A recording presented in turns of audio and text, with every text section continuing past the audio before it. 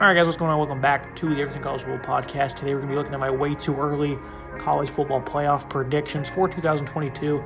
Take these with a bit of a grain of salt.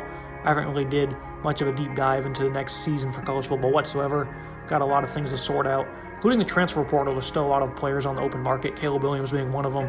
As of me recording this, National Signing Day hasn't even passed yet, so a lot to sort out. My focus is really on the NFL Draft, but looking at what we got for 2022, I think these are some pretty solid predictions to dish out with some pretty credible knowledge as well.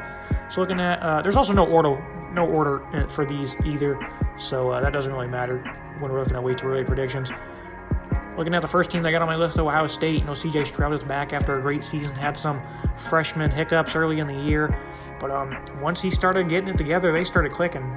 He had that poor game against Tulsa. He didn't play the week after against Akron, and it kind of seemed like Kyle McCord and Stroud are maybe going to be battling for the starting job. Ryan Day, though, he remained strong in his commitment to having Stroud as a starter, and it worked out great. He had 330 and then 406, 10 total touchdowns over the next 2 weeks. Granted, they didn't really play anybody, but he really caught fire after missing that Akron game for the rest of the season. He was my Heisman prediction coming into the season last year, and he was the favorite at one point after that Michigan State thumping, and he probably would have won the game if they beat Michigan and went to the conference title game. They would have most certainly beaten Iowa, and they would have probably been in the playoffs. Bryce Young had 3 more games played than Stroud, and they had pretty identical numbers: 4,400 yards, 44 touchdowns, only 6 picks for Stroud. He shined in that Rose Bowl game. A lot of the throws he made were just eye-popping. It was insane what he was able to do.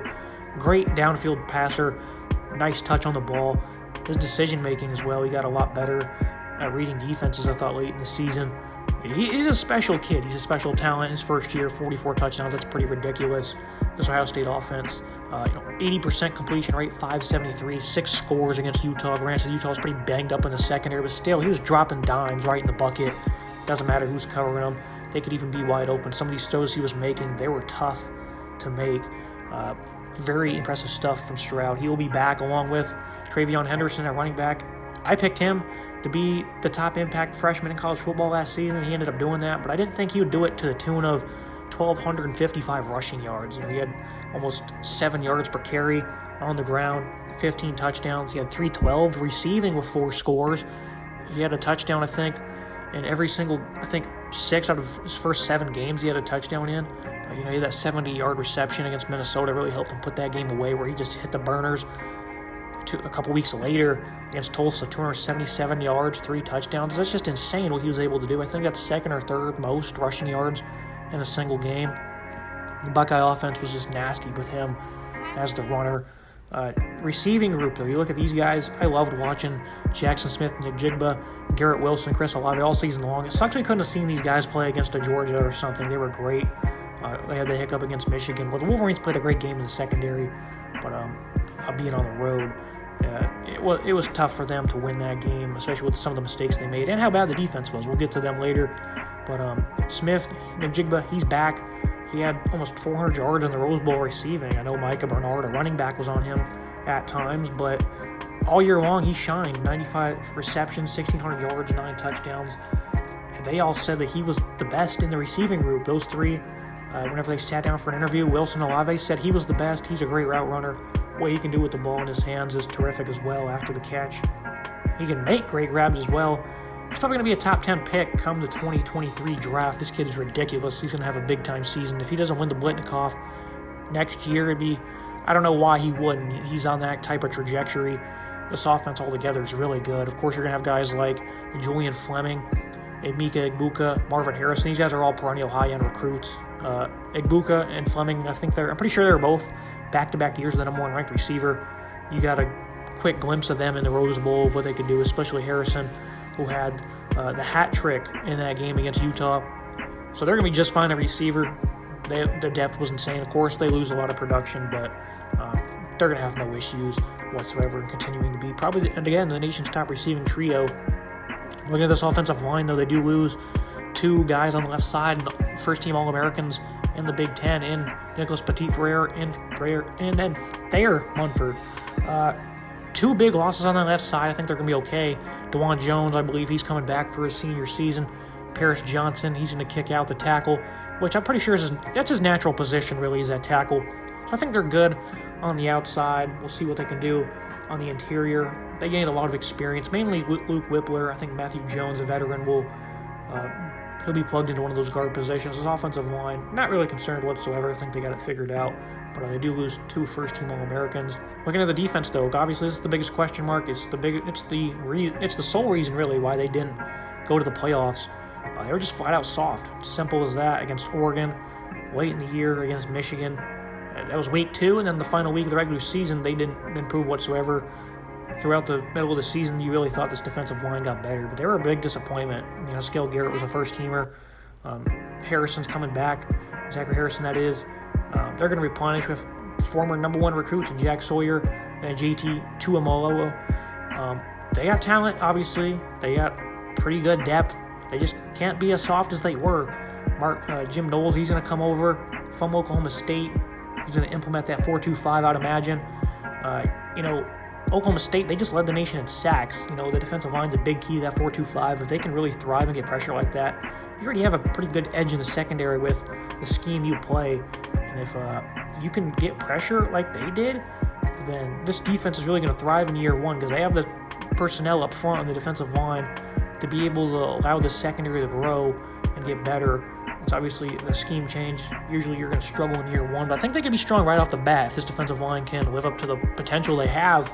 The linebackers, though, need to be better. They were a big reason why they were bad against the run, too. The defensive line was soft, but the linebackers were bad with positioning. Personnel's a bit of an issue, though. Steele Chambers, he's one of their linebackers last year.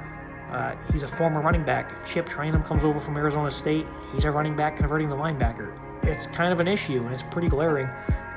Turjada Mitchell, Cody Simon, they're veterans now. They're coming back. I'm pretty sure all of them are. Tommy Eichenberg as well. So they got 3 veterans now from last season. We'll see what happens with this scheme change, who gets put where. Ronnie Hickman, he was a big hybrid player for them. He played safety. We'll see what kind of role he has in this 4-2-5. Good player for them. He was really the enforcer for them on this defense last year. Denzel Burke stepped up big in the secondary. The back end, though, they weren't great. They were much better than 2019, where they were like 122nd in pass defense, but they still were not good. Personnel, again, was an issue. I thought that corrected things a little bit because with how they recruited. Obviously, last year they didn't improve tremendously, but they've recruited very well. Jordan Hancock, Ja'Kalen Johnson, expect these guys to step up. I think they'll get things going in the right direction. They've obviously recruited very well.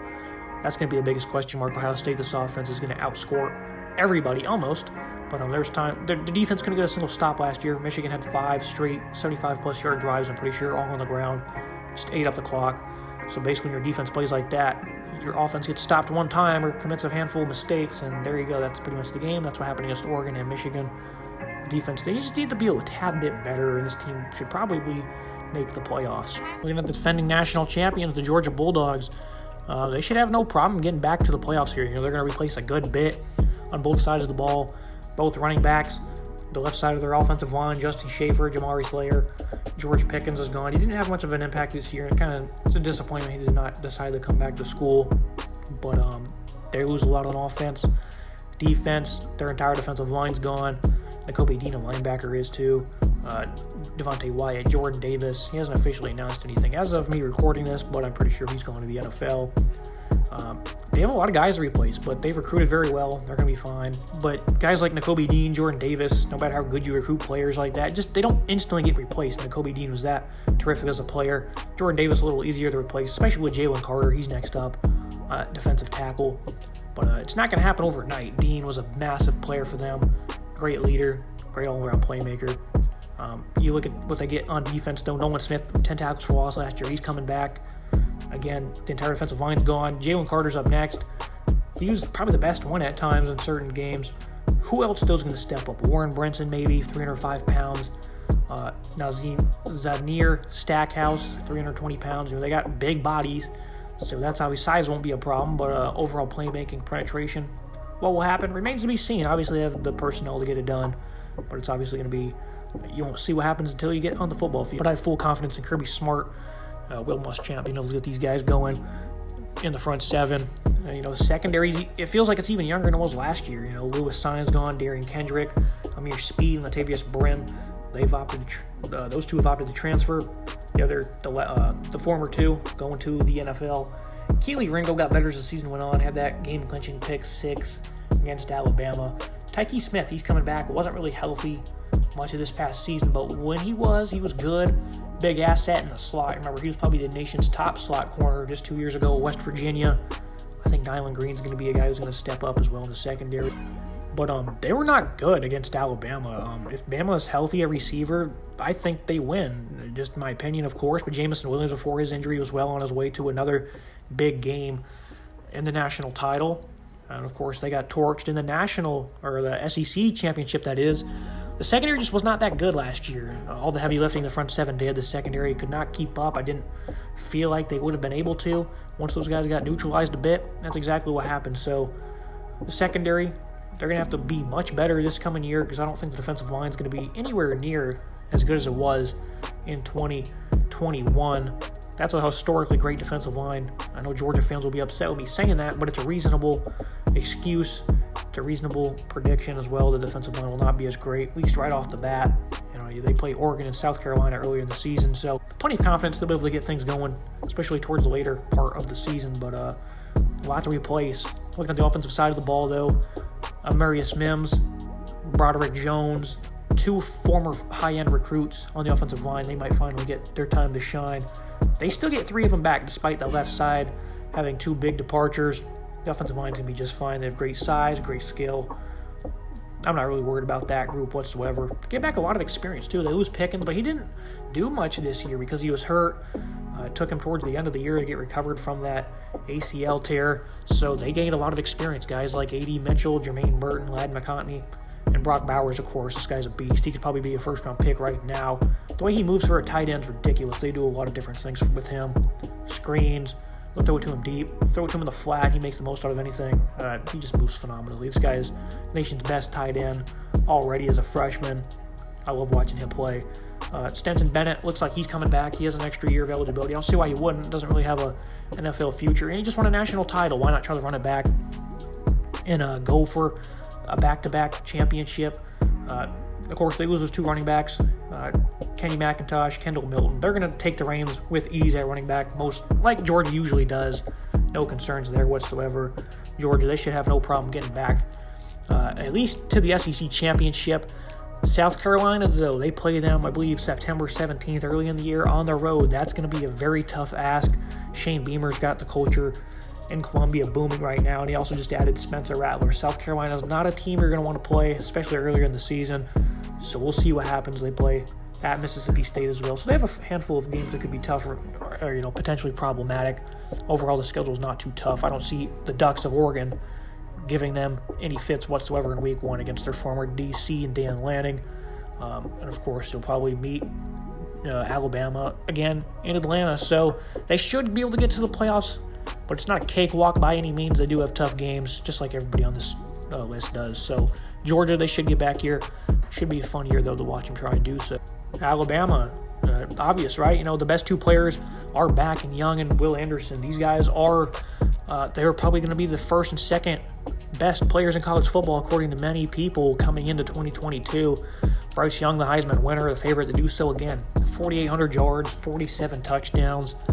He was lights out. Bryce Young was phenomenal last year, 325 yards per game. Will Anderson, the first guy in recent memory to have 30-plus tackles for loss. He had 33.5. He also had 17.5 sacks, triple-digit tackles. I don't know why he wasn't invited to New York, but in my eyes, he was a Heisman finalist. So Alabama, they get back 2 Heisman finalists, one on both sides of the ball. That's pretty scary. They do lose a lot of production at pass catcher, though. Ja'Cory Brooks and Ajayi Hall. They're certain to step up a receiver. They didn't play great in the national championship game when they were relied on to step up. These guys are young.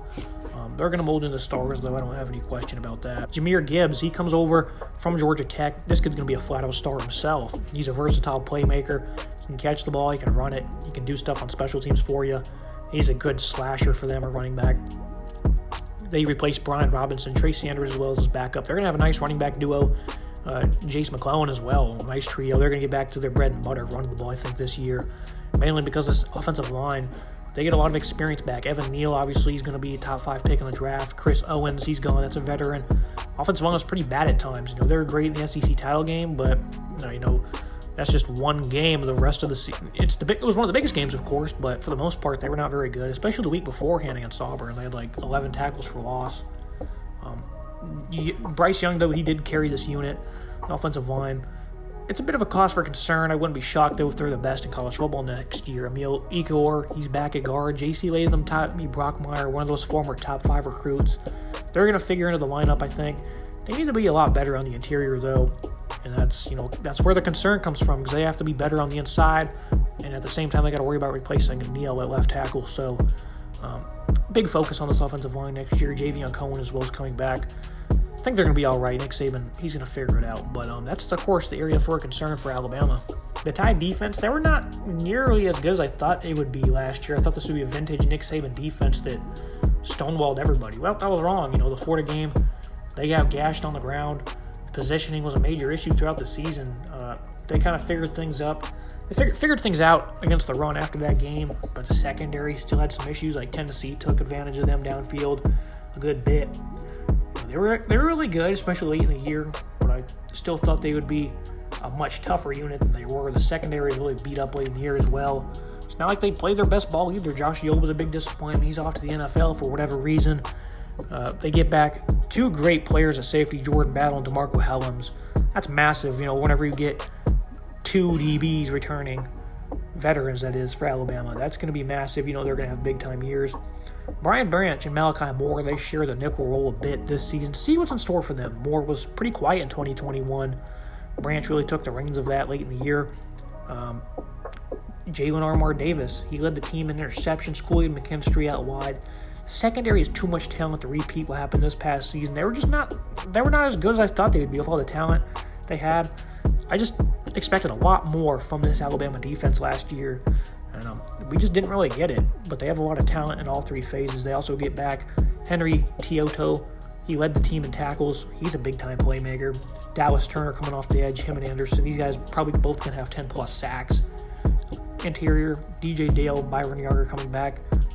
So getting a lot of talent coming back. Alabama should be really good on defense. The schedule is pretty interesting, though. They play at Texas, at Tennessee. They host A&M. They also play at LSU. So the schedule's not the easiest. They also play Utah State in week 1, they're not a bad football team. Alabama, I don't see them dropping a game to that team, but it's not a walkover for Texas coming up in week 2, a team with a lot of talent. Former Nick Saban assistant. And, he finally lost to his former assistants twice this year. And I think he was like 24-0 all time. Then he's dropped 2 of them this year. So that could be a little interesting, I think, week 2 against Texas. Schedule is really tough, though, I'd say, for Alabama this year. But again, you're getting a lot of guys back. They should be in the driver's seat to go back to the playoffs. And the last team here, a bit of a shocker, Clemson. The Tigers, their schedule's not tough one bit. And this team, their potential is sky high, of course. The defense, we're going to start with them. I think they're going to be just fine without Brent Venables. Wes Goodwin, he's been groomed for this defensive coordinator role. He has great energy, good football IQ. Of course, it's a big loss, but they should be all right, I think. This defensive line, it's the nation's best, I think. Tyler Davis is coming back, Brian Bresee, KJ Henry, Xavier Thomas. Miles Murphy had 14 tackles for loss. Thomas, I expect him to get back to his early career form after battling COVID. Not playing great this year. I don't think he played as much snaps as we're used to seeing him play. Not really sure what they'll do at linebacker. Barrett Carter, Jermaine Trotter, 2 top 50 recruits. I think they're ready to make an impact as James Skalski departs. Braylon Spector, I think, is also leaving. So they got some dents at linebacker to clear up. I think they'll be fine there, though. Biggest concern is the secondary. They lose Andrew Booth, Mario Goodrich, Nolan Turner. He was a liability in the back end, but he was a veteran with some experience.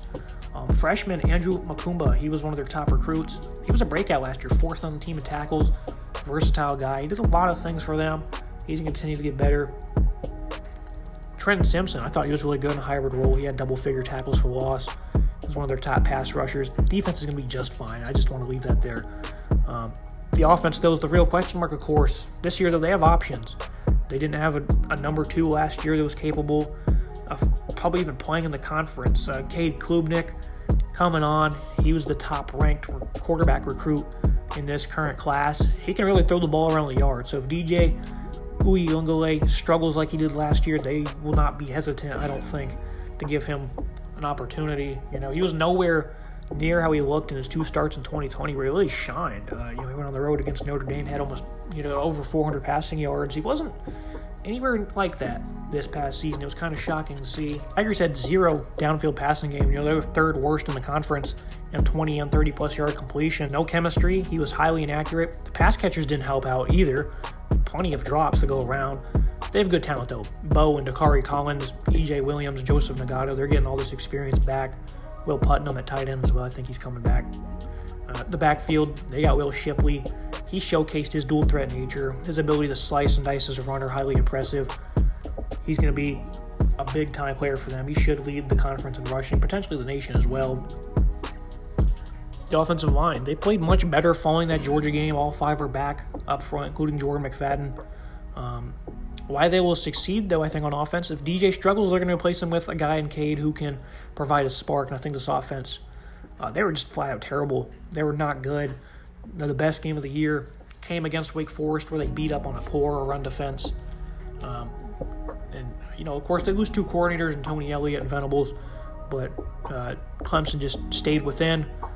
I'm pretty sure they stayed within with offensive coordinator as well, but Wes Goodwin, I think he's going to do a good job at defensive coordinator. They have great talent, and I think this is going to be a big challenge for Dabo to see what he can do, but the schedule is not too tough, and all they have here, Dabo's a great coach. I think they should be able to get back to the playoffs, if not at least retake the crown in the ACC. So that's going to wrap it up for today's episode. Leave below your way too early predictions for the college football playoff. A lot is going to change here during the course of the off season, of course. It's always fun to dish these out early in the year.